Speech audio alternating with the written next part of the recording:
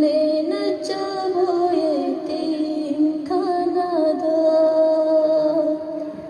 अदूबो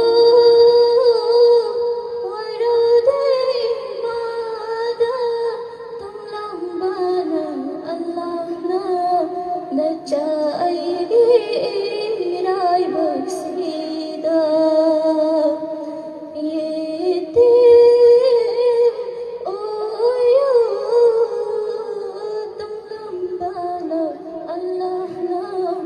नचाएगी राय बख्शीदा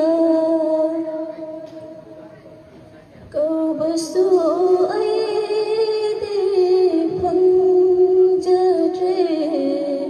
नुसीराबा अयदे बबादो कौबसु अयदे फंजरे नुसीराबा अयदे बबादो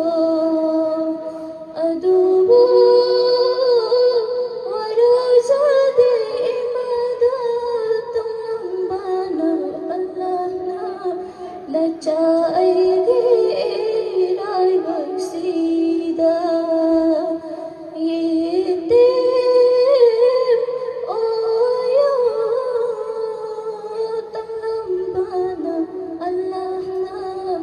नचाएगी राय बख्शीदा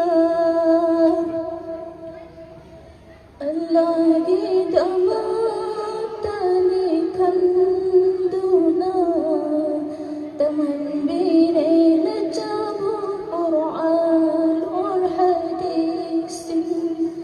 अवाना तयासु खांदुना तुमिन कबले नचाएहा अल्लाह के दमातने खंदोना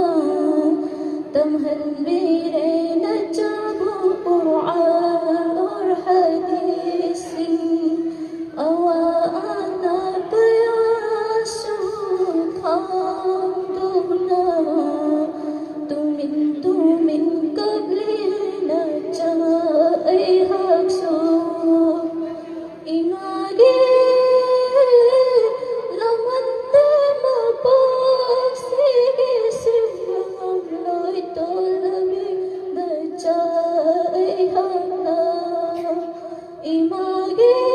image lamande mapok sige simbang loy tolbe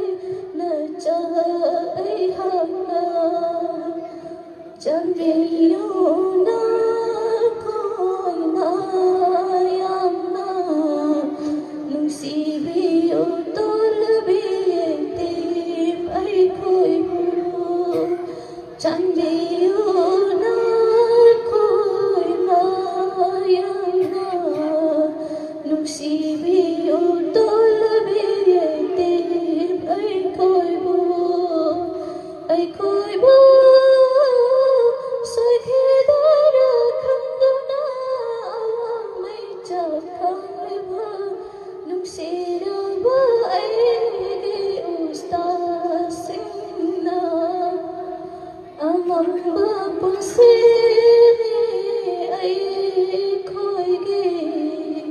Pusing diri